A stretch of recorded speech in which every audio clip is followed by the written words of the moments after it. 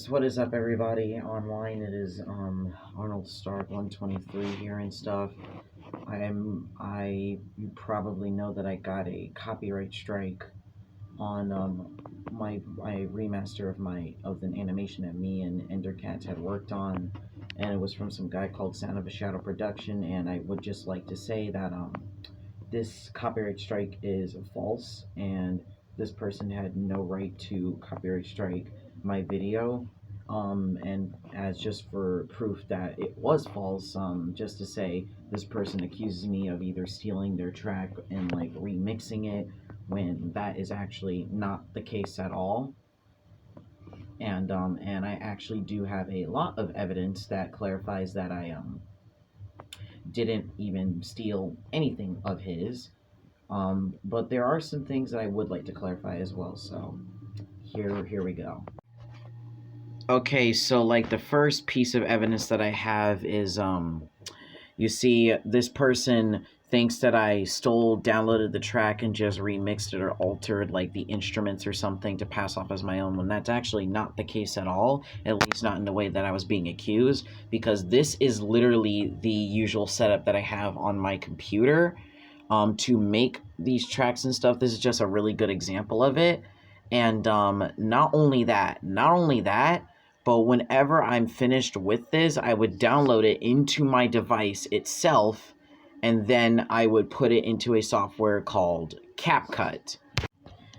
So, like, this is, like, in fact, so whenever I would download that track that I had built off of the sound font and everything, I would export it into my CapCut, and then I would use that to alter the speed and the, like the pitch of the sound that I put together to make it sound more to my liking. That's usually the process with how I would do it, and the fact that this person accused me of literally downloading his track and changing it is actually completely untrue. I actually make tracks of my own. In fact, I've even listened to both of the tracks, and yes, they do sound similar. Here are the similarities.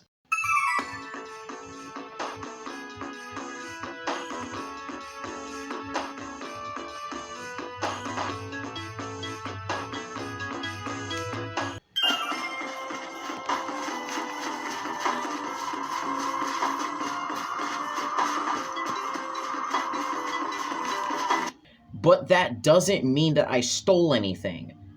Because, like I said, this is the process with how I would do it. That's how I do it with most of the music that sounds like a Genesis-style thing. That's usually how I would do it for a majority of the tracks that I make, whether it be for my cartoon or for my own personal projects, you know?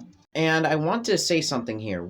Even if I did steal his track, which I didn't, I'm just using this as an example here, wouldn't it be hypocritical at his end as well? Because on his YouTube channel, he has a remix of a song that was made that was a remix of a song from Sonic Colors.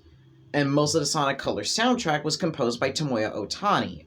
If he's accusing me of stealing a track of his and not giving him credit, which, by the way, again, I did not do, I'm just saying an example here, it would be hypocritical because he did a remix of one of Tomoya Ohtani's tracks, and he didn't bother to credit him or Sega for the original piece. So, why would you give me a strike on my video then, you know? Like, it doesn't make any fucking sense to me.